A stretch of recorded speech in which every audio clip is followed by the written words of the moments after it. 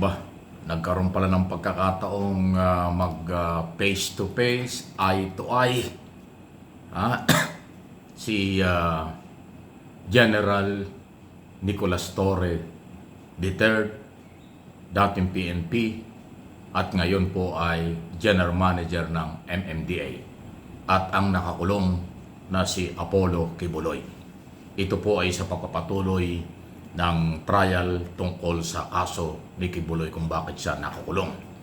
Ang isa pong issue na tinalakay ay yung usapin ng siya ba'y nag-surrender or hinuli. Pero alam ba ninyo, hindi lang natin pwede ipakita yung actual na trial kasi bawal po yan. Limitado. Pa mga file video na lang, file picture na lang makikita natin, pero luma na yan. Pero yung actual na paghaharap nila, hindi po yan pinakikita hanggat walang approval ng korte, nire-respeto natin yan. Pinanindigan po ng matapang ni Prinsipyong General Torre na si Kibuloy ay hindi po sumurrender. Inaresto daw po ng PNP Davao ng panahong yon. Ba, magdadalawang taon na, di ba? Nung kanyang gunita, ayan ay hinuli ng 2024. August hanggang September. September 8 yata siya nahuli doon sa tunnel ng Kingdom of Jesus Christ compound sa Davao City. Controversial na mga operasyon. Pero alam nyo, baka sabihin ng iba dyan, anong kinalaman sa kaso niyan? Kailangan pa bang pag-usapan? Aba, opo, ganito yan. Sa aking personal na experience, karanasan bilang mamamayag sa pagko-cover ko sa police beat, NBI beat at sa korte mismo. Ang issue po ng surrender at arrested, magkaiba yan. Pagka po kasi voluntaryong sumurrender, may pagkakataon na may consideration mabigyan ng paglaya, pansamantala, o iba pang consideration kasi sumusunod siya sa batas.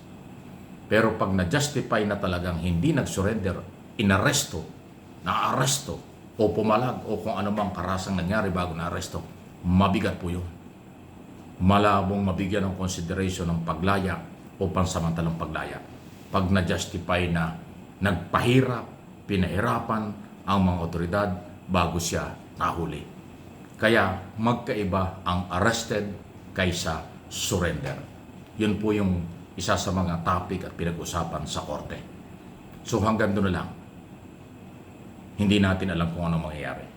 Ang korte na ang bahala. Ipinaliwanag ko lang po na nagkita sila eye to eye, face to face, at nanindigan na magkabilang panig. At ang korte na ang bahala doon kung saan sila maniniwala. Maniniwala ba ang korte sa sinabi ng kampo ni Kibuloy na siya nag-surrender? Yun naman ang sinasabi. Maniniwala ba ang korte sa sinabi ni General Torre hindi yan nag-surrender? Arrested yan, hinuli namin yan sa ilalim ng lupa, sa tunnel. Ayun po yun. Okay? So, aabangan natin. Update lang yan sa paglilitis ng kaso.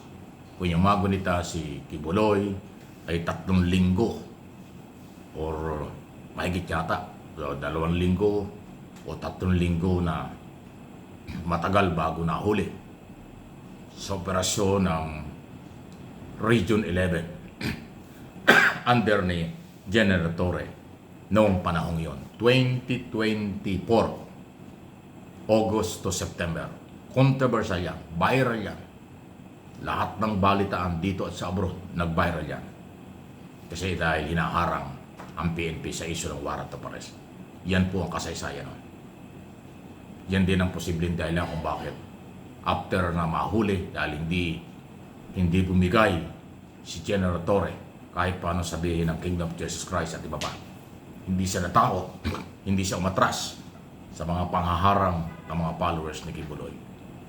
Nahuli niya after ng halos 3 linggo na operasyon. Yun po yun. Kaya matapos nun, na-promote si General Torre, naging Major General, naging Director ng CIDG.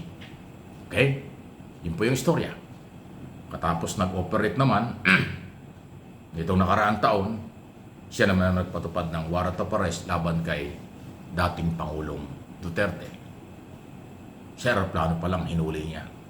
Again, na-promote siya.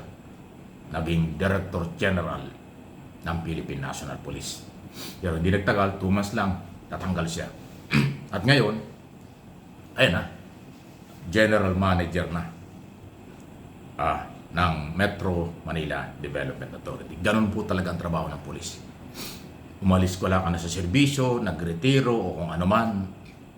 Pagka tinawag ka sa korte, kung ano yung mga ginawa mo nung nakaraan, obligado kang kumarap. Ganun po. Hindi biro ang trabaho ng pulis, ano? Para bang nagretiro ka na, sibilyan ka na, pero meron ka pang obligasyon humarap sa korte pag ipinatawag ka bilang testigo o kung ano man. Isipin mo. So yun ang dahilan kung bakit nagkita muli after halos magto 2 years na. Kasi September si Kibuli nahuli, ngayon ay January na. Aba, pagdating pala ng September, ngayong taong ito, 2026, 2 years nang nakakulong dahil sa non-bailable offense ang yung kasong yung qualified human trafficking na kanyang kinakaharap at ng kanyang kasamahan. So yan po yung update sa galaw na yan. Ano ha? Nasa korte na ang lahat, kaya hindi natin pwedeng talakayin. Pati mga video at picture, ayaw ko na rin ipakita. Kasi kung minakikita kayo mga picture, video dyan, puro file video at picture na lang yan. Walang bago.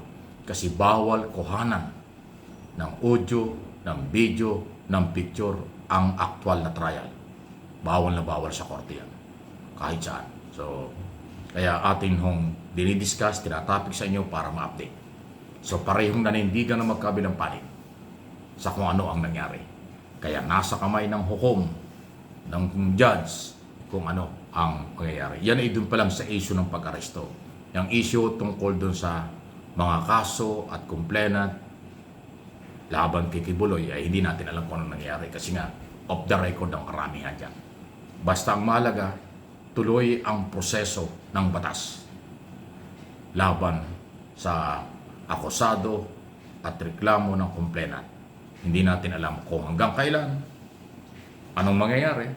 Kaya abangan na lang, mahabang issue po ito usapin kapag kaho actual trial, kapag nasa korte ang kaso. Good luck and congratulations sa kanila. Manaig ang katotohanan, katarungan para sa lahat. Justice for victim, justice for akusado. Kasi lahat sila ay naghahanap ng katarungan. Ang korte ng Pasig na lang ang bahala dyan. At yung iba pang korte kung saan nandoon ang mga kaso. Ayan ha. Mabuhay ang ating bansa, mabuhay ang mga otoridad, mabuhay ang lahat ng kinaukulan, mangibabaw ang katotohanan at katarungan.